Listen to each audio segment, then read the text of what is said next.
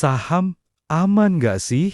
Belinya di mana? Selamat datang di kelas pembelajaran di mana kamu akan tambah luas pengetahuanmu. Bersiaplah membuka mata, menata hati. Mari kita bersama-sama belajar seputar saham segmen 1, bursa efek dan mekanisme perdagangan. Gue bakal bahas proses transaksi saham gimana, terus siapa saja yang terlibat, dan aturannya gimana. Poin A, bursa efek itu tempat jual dan beli saham. Ibaratnya pemilik terminal bus. Kan pemilik terminal bus nggak punya bus, tapi punya tempat. Tempat itu disewa oleh pemilik bus, kayak Sinar Jaya. Nah, Sinar Jaya ini ibarat dari perusahaan yang terdaftar di bursa efek. Orang nggak bisa beli langsung ke bos Sinar Jaya. Lo bisa beli tiket lewat loket. Nah, loket inilah sekuritas. Bursa Efek Indonesia punya tugas dan peran antara lain. A, ibaratnya ngamanin terminal, biar nggak ada yang res. Nggak ada preman. Jadi lo beli tiket, nggak diganggu preman, nggak ditipu. Bursa mengamankan pasar saham Indonesia, biar pasar saham aman, tanpa gangguan. B, Bursa Efek Indonesia kan ibaratnya pemilik terminal. Kalau ada yang race, misal pihak loket nipu pembeli, itu bakal ditindak sama pemilik terminal. Sama dengan bursa efek. Kalau misal ada sekuritas yang nakal, bakal ditindak sama bursa efek. Contoh lain, ada investor yang nakal. Misal, praktik pump and dump itu. Kalau pump, ngompor-ngomporin orang, biar pada beli rame-rame.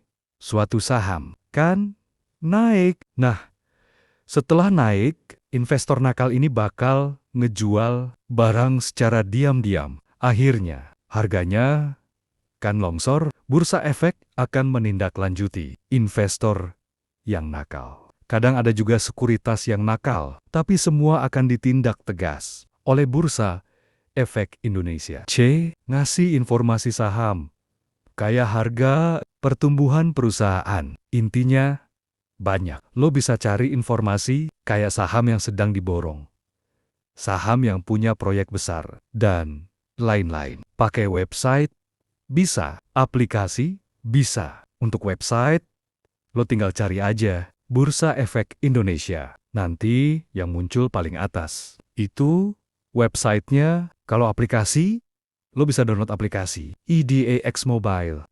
Siapa saja pihak yang terlibat. Poin nomor 1. Investor. Investor itu satu orang yang beli saham. Dikatakan investor.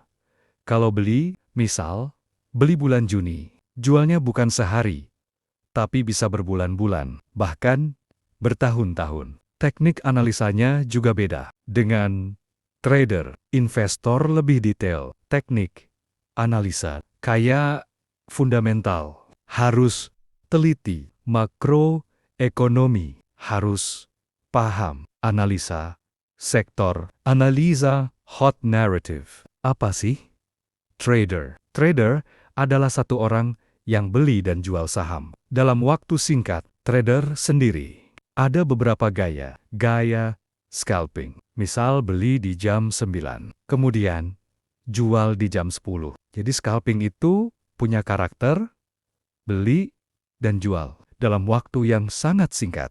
Scalping itu kayak maraton, jadi cepat capek, cepat untung, juga cepat rugi. Teknik analisis scalping juga beda. Kalau scalping fokusnya di teknik analisa dasar, kayak candlestick, chart pattern, indikator, jadi kayak makroekonomi, fundamental, analisa, sektor, analisa naratif. Kurang diperlukan di scalping.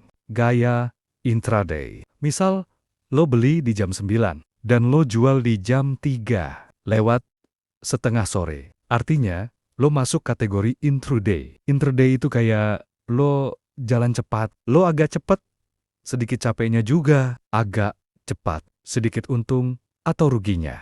Kalau lo pengen jadi Intraday, lo mesti ngerti teknik analisa dasar, analisa transaksi. Intinya, lo harus tahu dan harus bisa memprediksi hari ini bakal naik atau turun, gaya swing. Misal, lo beli tanggal 1 Januari, lo jual di bulan Juni, lo masuk kategori swing trader. Kalau lo mau jadi swing trader, lo harus mikirin jangka panjang minimal sekian bulan. Misal lo harus pakai time frame mingguan untuk cari arah tren asli, kemudian turunin time frame untuk mengonfirmasi tren, kemudian turunin lagi untuk cari tempat masuk. Tenang, semua bakal gue ajari, jadi ikuti gue aja. Poin nomor 2, individu atau lembaga yang membeli atau menjual saham. Kalau ada 2 orang atau lebih yang investasi dengan satu akun itu, namanya lembaga contoh kaya. BRI beli saham Indofood.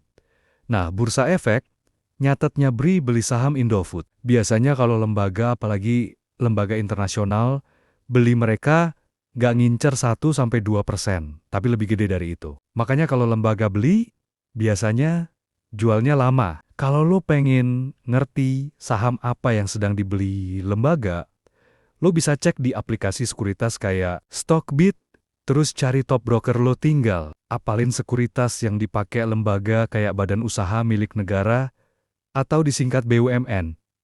Kode sekuritasnya apa? Kalau kode sekuritas BUMN beli, artinya saham tersebut lagi dibeli lembaga. Poin nomor 3, sekuritas atau broker atau pialang saham.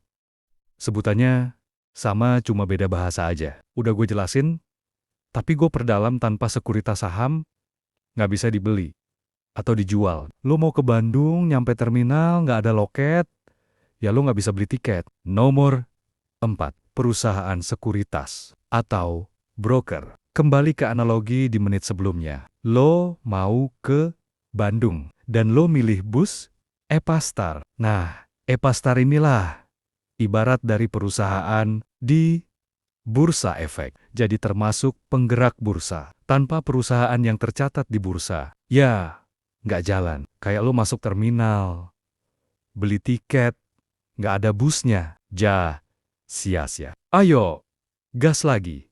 Sikat habis. Nomor 5. Kustodian Sentral Efek Indonesia. A. Tempat penyimpanan pusat. Analogi, ibaratnya brankas di terminal yang menyimpan seluruh data. Kayak data penjualan tiket, misal lo beli tiket, kan yang dikasih tiket duplikat, tiket asli disimpan di brankas terminal. Sama halnya, misal lo pemilik perusahaan, surat penting akan disimpan di Kustodian Sentral Efek Indonesia, dan lo cuma dikasih surat duplikat, tapi lo kecatat di Bursa Efek Indonesia. B. Administrasi. Misal, lo beli saham Indofood sebesar 100 juta. Lo akan kecatat namanya sebagai pemilik saham Indofood. Jadi, lo aman. Data lo nggak bakal hilang. C. Penyelesaian transaksi. Misal perusahaan Indofood mau bagi hasil, uangnya ditransfer ke Kustodian Sentral Efek Indonesia sama Kustodian Sentral Efek Indonesia. Baru ditransfer ke masing-masing penerima. Nomor 6. Clearing penjamin efek. A. Menjamin transaksi aman dan kondusif. Misal, lo beli saham A, ternyata lo ditipu. Duit lo bakal diganti sama clearing penjamin efek. Dan, misal lo pemilik perusahaan, lo jual, tapi pembelinya nggak beres. Lo tenang, bakal dijamin aman sama clearing penjamin efek. B. Sebagai clearing. Misal, lo beli saham 100 juta dan mau dividen. Sebelum dividen, lo jual 50 juta. Clearing penjamin efek bakal nyatet. Lo masih punya 50 juta yang masih diinvestasikan dan bakal dapat dividen. Nomor 7. Otoritas Jasa Keuangan atau disingkat OJK. Bertugas dan berperan. A.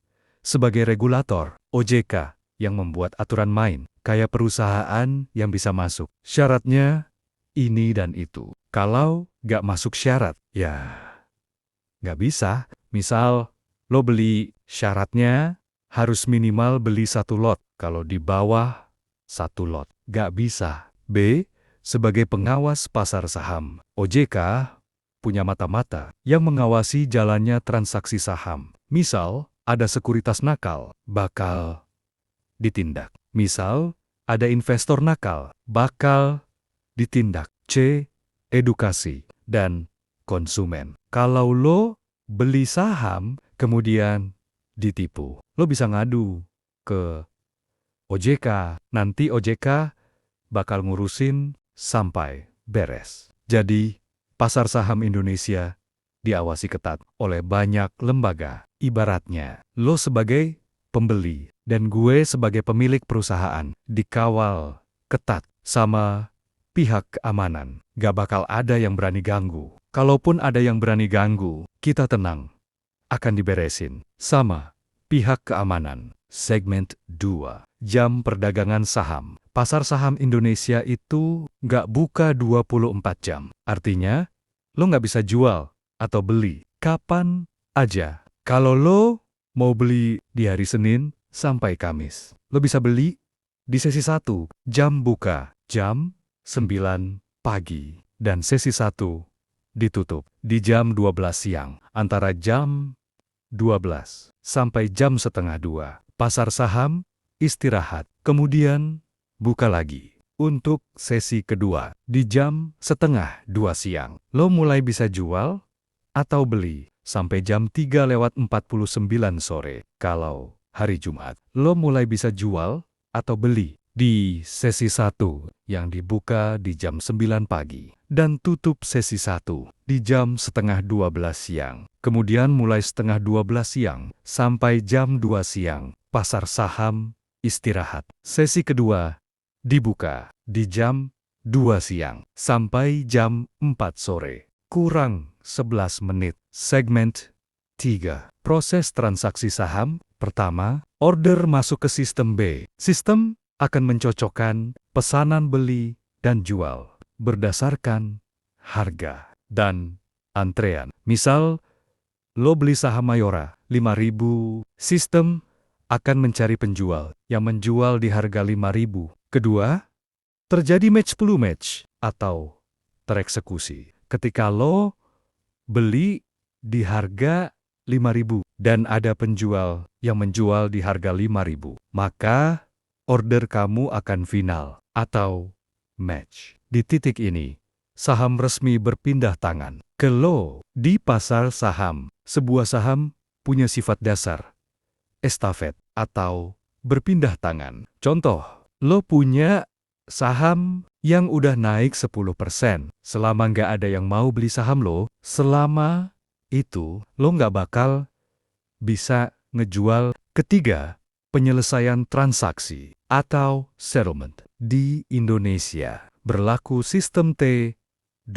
Artinya, setelah transaksi hari ini, saham dan uang berpindah secara resmi dalam 2 hari kerja berikutnya. Maksudnya tuh gini. Misal, lo beli saham dengan modal 10 juta dan profit 50%. Maka modal lo 10 juta dan keuntungan 5 juta, di total 15 juta. Setelah duit lo 15 juta, dan misal lo pengen narik buat beli Bitkarbu atau Supra Bapa, itu nggak bisa ditarik langsung di hari lo menjual, artinya lo harus menunggu 2 hari kerja bursa efek di luar Sabtu dan Minggu. Kalau ada tanggal merah di hari Senin sampai Jumat, maka hari itu dihitung libur. Jadi, kalau mau menarik atau dalam bahasa investasi, withdraw, duitnya harus dianggurin 2 hari atau 3 hari, baru bisa diambil. Kemudian, Anda bisa membeli Supra Bapa atau Bitkarbu. Segmen 3. Jenis-jenis harga dalam perdagangan. A.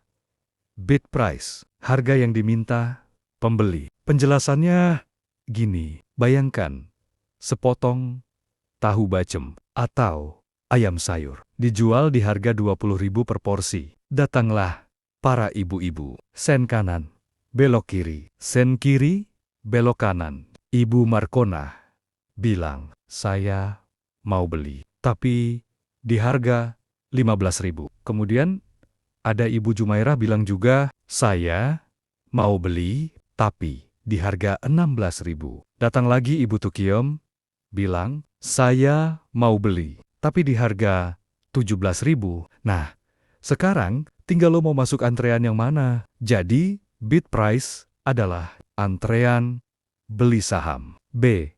Overprice, harga yang ditawarkan penjual. Analoginya gini bro, tahu bacem, tadi kan dijual 20.000. Nah, overprice itu harga 20.000. Untuk bacem. C. Last price, harga transaksi terakhir. Penjelasan, misal sekarang sudah jam 4 sore, kamu lihat aplikasi sekuritas, dan lihat juga grafik di angka 4.000, maka last price berada di harga 4.000. Intinya, last price itu harga terakhir yang terjadi pada suatu saham. Tinggal menyusuri senja, sembari membayangkan dia.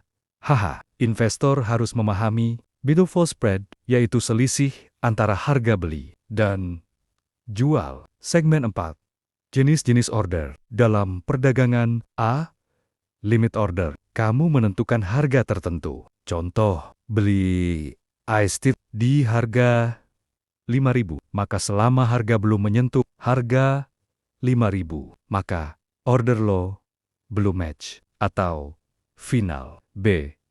Market order. Langsung tereksekusi mengikuti harga pasar terbaik yang tersedia. Misal, saham BBCA sekarang di harga 8.000. Lo langsung beli. Maka lo beli dengan harga 8.000. Jadi, intinya, market order itu mengikuti harga pasar, bukan mengikuti keinginan investor. C.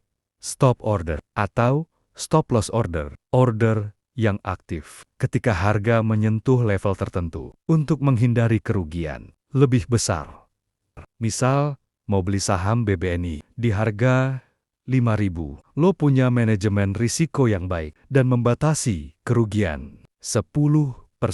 Maka kamu bisa memasang batas kerugian di harga 4.500 dan ketika harga turun ke 4.500, order lo akan final dan kerugian lo mencapai 10% sesuai manajemen risiko. D.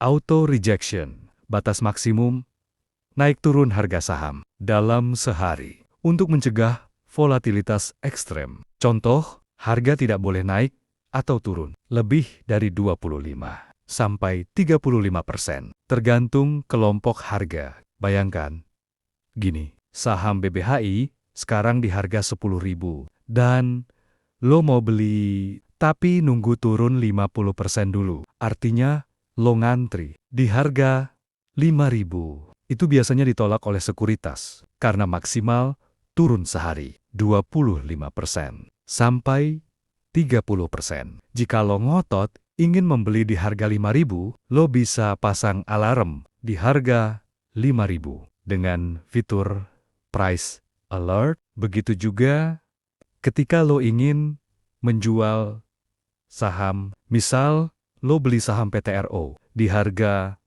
5.000, sekarang naik dan berada di harga 6.000. Tapi lo ingin menjual di harga 10.000 dan lo memasang order di harga 10.000. Segmen 5. Fraksi harga dan satuan perdagangan. Satuan perdagangan 1 lot. Lot sama dengan 100 lembar saham. Contoh, saham BRI dengan kode saham BBRI. Lo lihat di harga 4.000. Lo bisa beli dengan batas paling minimum 4.000 dikali 100. Sama dengan harga 400.000. Tapi fakta dan anehnya, kalau turun tidak dibatasi oleh bursa efek. Contoh, saham Dada hari ini di harga 5.000. Turun 20%. Hari berikutnya turun lagi 20%. Itu belum ada tindak penghentian sementara oleh pihak bursa efek. Hari berikutnya turun lagi 20%. Belum tentu dihentikan sementara oleh bursa efek. Segmen 6.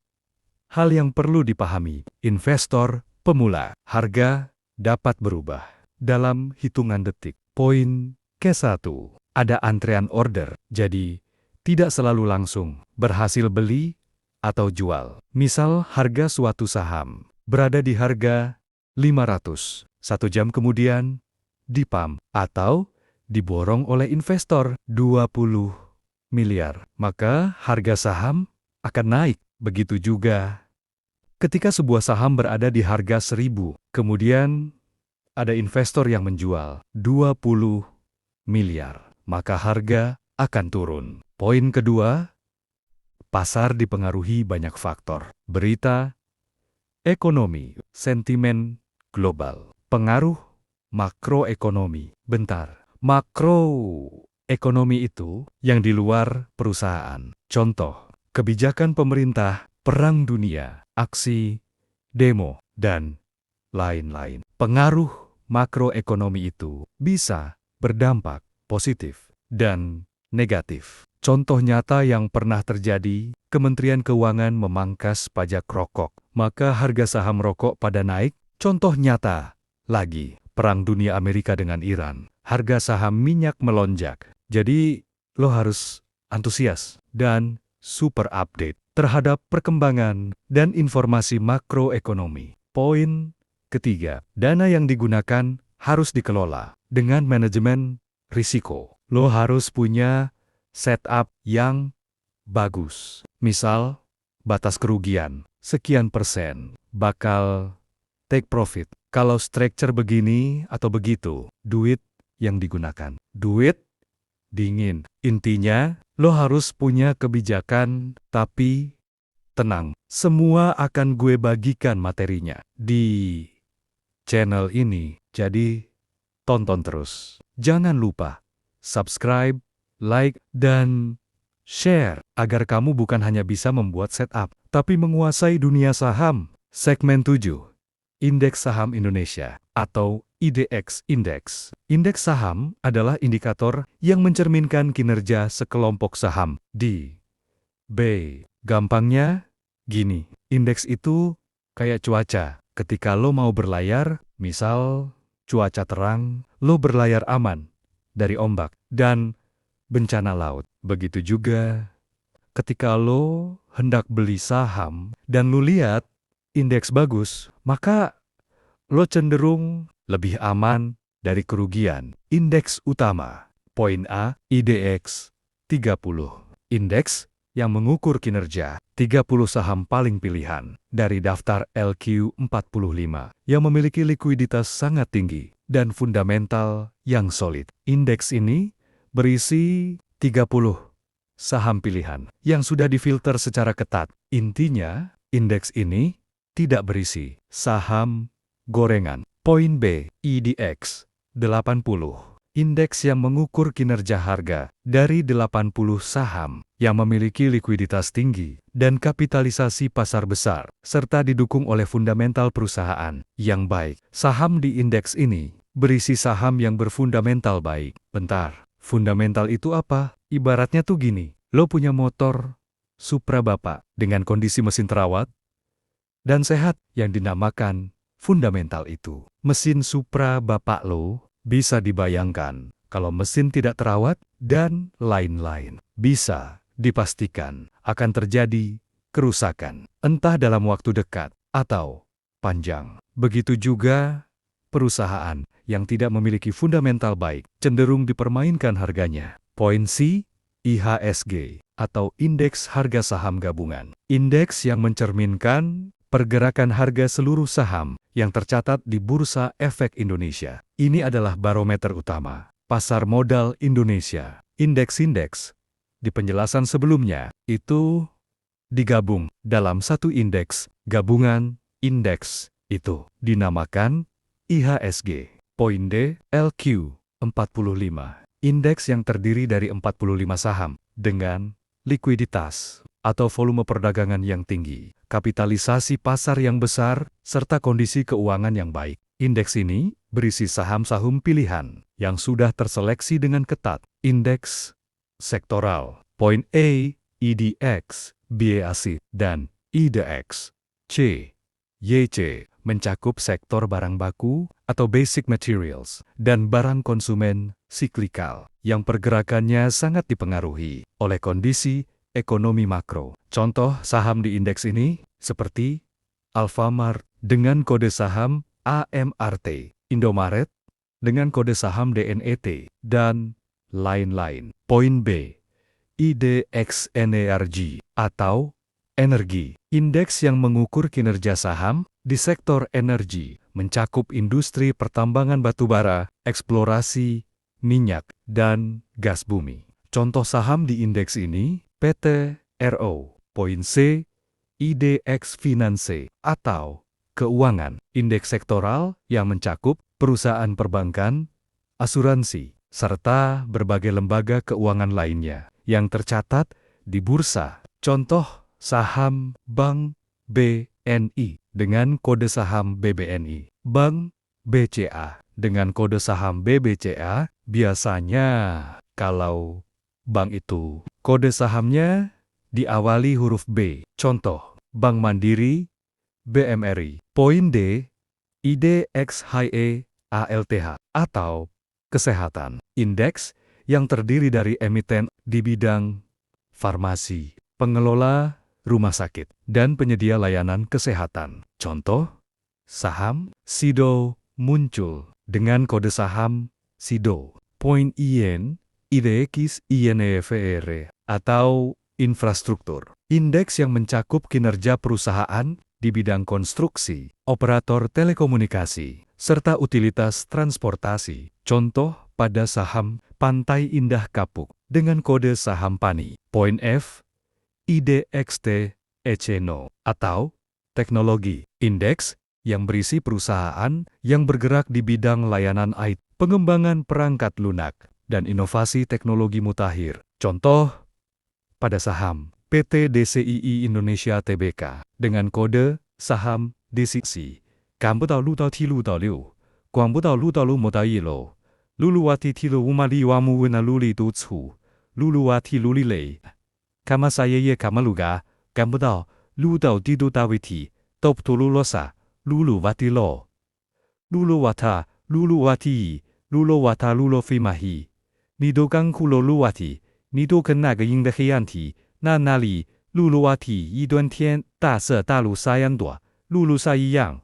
Cuangti di tuan indeks tematik. Poin A, IDX BUMN 20. Indeks yang mengukur kinerja harga dari 20 saham perusahaan tercatat yang merupakan badan usaha milik negara atau BUMN beserta afiliasinya. Poin B, IDX ESG. Indeks yang mengukur kinerja harga saham dari perusahaan-perusahaan yang memiliki penilaian baik dalam aspek lingkungan environmental, sosial, dan tata kelola, governance. Poin C, It's Dividend 20. Indeks yang mengukur kinerja harga dari 20 saham yang secara konsisten membagikan dividen tunai selama 3 tahun terakhir dan memiliki imbal hasil atau yield yang tinggi. Fungsi indeks. Poin A, acuan strategi investasi digunakan sebagai tolok ukur atau benchmark untuk membandingkan kinerja portofolio pribadi atau reksadana dibandingkan dengan rata-rata kinerja pasar. Secara keseluruhan, poin B, rotasi sektor membantu investor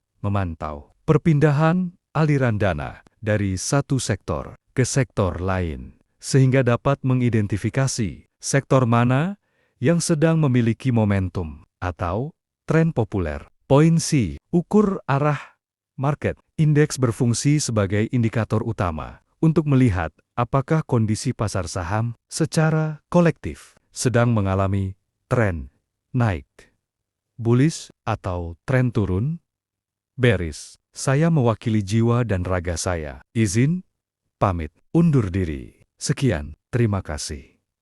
Terima kasih.